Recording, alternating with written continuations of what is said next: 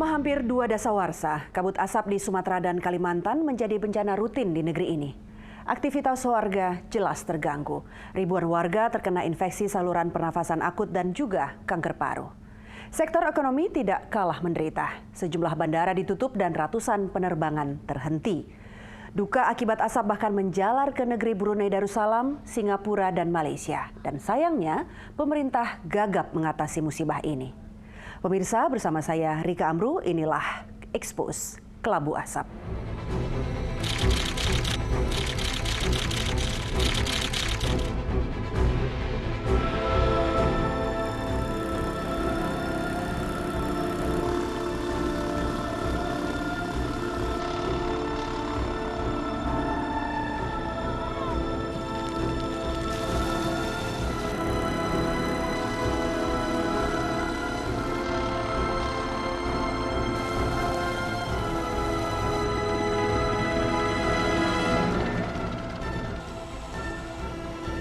Kita sudah memantau sejak lama dan kebakaran ini memang cukup memprihatinkan karena sudah terjadi selama 18 tahun terakhir ini setiap tahun gitu. Yang artinya kondisi ini kondisi menahun dan mestinya juga pemerintah sudah siap dengan aksi-aksi pencegahan bukan pemadaman. Lahan gambut di Riau saat ini seluas 5,7 juta hektar. Namun 2,1 juta hektar sudah beralih fungsi untuk industri perkayuan. Tahun 2014, 80% titik panas di Riau muncul di lahan gambut. Yang sering terbakar dan paling sering terbakar itu adalah wilayah-wilayah ekosistem gambut. Di mana secara alami gambut itu sebenarnya basah terus, jadi tidak mungkin terbakar. Hanya ketika itu konsesi diberikan, baik ke HTI hutan tanaman industri ataupun ke perkebunan kelapa sawit, maka mereka kemudian membuat kanal-kanal untuk mengeringkan wilayah gambut tersebut. Sementara ketika gambut itu kering, dia akan sangat rentan sekali terhadap api gitu, karena itu adalah bentuk seresah yang tebal dan ketika itu kering sangat mudah tersulut. Asap akibat kebakaran hutan dan lahan kini menjadi musuh yang mengancam kesehatan penduduk Sumatera dan Kalimantan. Kita ngomong bahwa hutan Indonesia atau sumber daya alam di Indonesia ini adalah titipan anak cucu kita gitu. Itu menjadi ironis ketika kebakaran terjadi. Karena kemudian yang menderita, yang paling pertama menderita adalah generasi itu.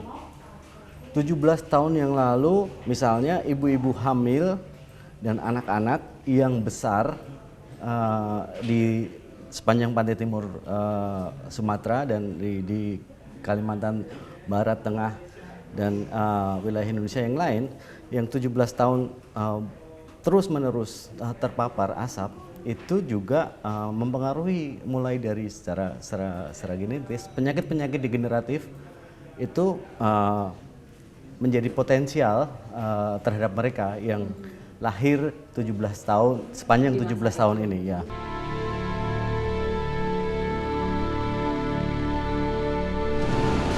Iritasi mata, jadi mata pedih, beri, gatal kan. Dampak untuk parunya ya terjadi ispa, terus napas, batuk-batuk ya. Terus kalau dampak jangka panjangnya yaitu seperti bisa jadi PPOK, asma, bisa jadi kanker paru ya. Ini batuk sama pilek agak sesak dikit, mungkin kena cuaca agak ini asap ini jadi ini. Jadi kemarin sampai hari ini udah ada 3 orang, 4 orang. Itu ISPA semua tuh ya? ISPA semua rata-rata mengeluh. Proses belajar klasikal ini diliburkan, yang siswa kami tetap belajar. Anak-anak itu diberi tugas berdasarkan bidang kajian masing-masing dari bidang mata pelajaran dari guru-gurunya. Nah, mereka melakukan tugas di rumah. Kementerian Kesehatan mengirim bantuan kesehatan berupa dokter, perawat, dan obat-obatan. Tapi kalau di Riau, Jambi penduduknya lebih padat. Jadi dampaknya ke manusianya lebih banyak, Dek. Jadi satu-satunya ya kita matikan api dulu, dan kemudian hindari tentu udara terbuka ini dengan ada di dalam rumah. Kerugian ekonomi akibat asap tidak sedikit. Sejumlah bandara ditutup, ratusan penerbangan dihentikan. 1 jam. 1 jam. Terus ini kenapa turun lagi? Belum pasti beramat apa enggak. Karena kan pagi tadi sempat asapnya udah reda. Terus muncul lagi siangnya. Karena 2 hari ini kita cancel. 2 hari ini cancel ya? Hari ini cancel. Tanggal 10 kemarin, Mas. Dari tanggal 10. 10 September.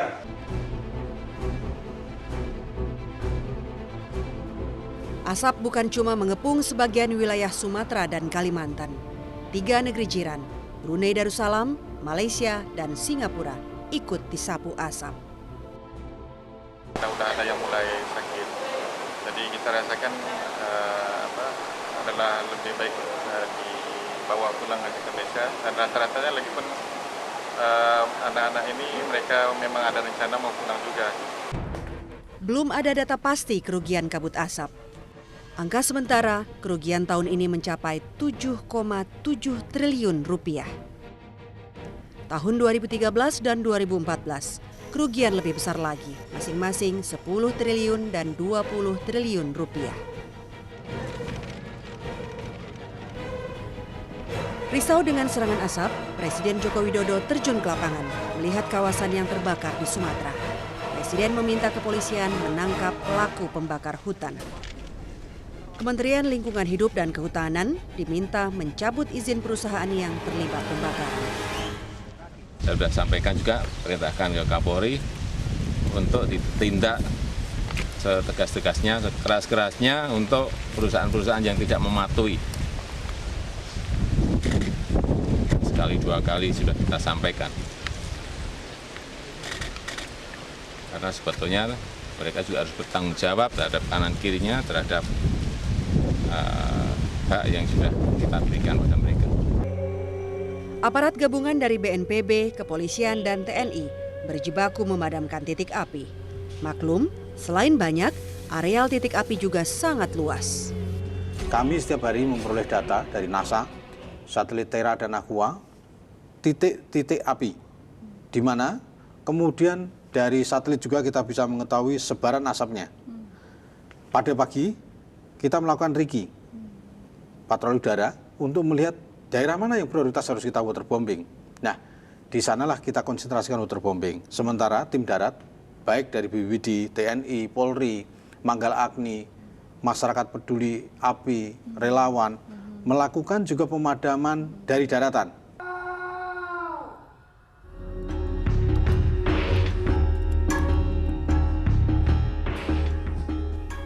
Berapa lama di sana tergantung sampai selesainya. Ya kita berdoa semoga sampai ke sini besok bisa pulang lagi. Ya, udah selesai semuanya gitu. Karena memang diharapkan secepatnya karena darurat ini kan begitu asap selesai.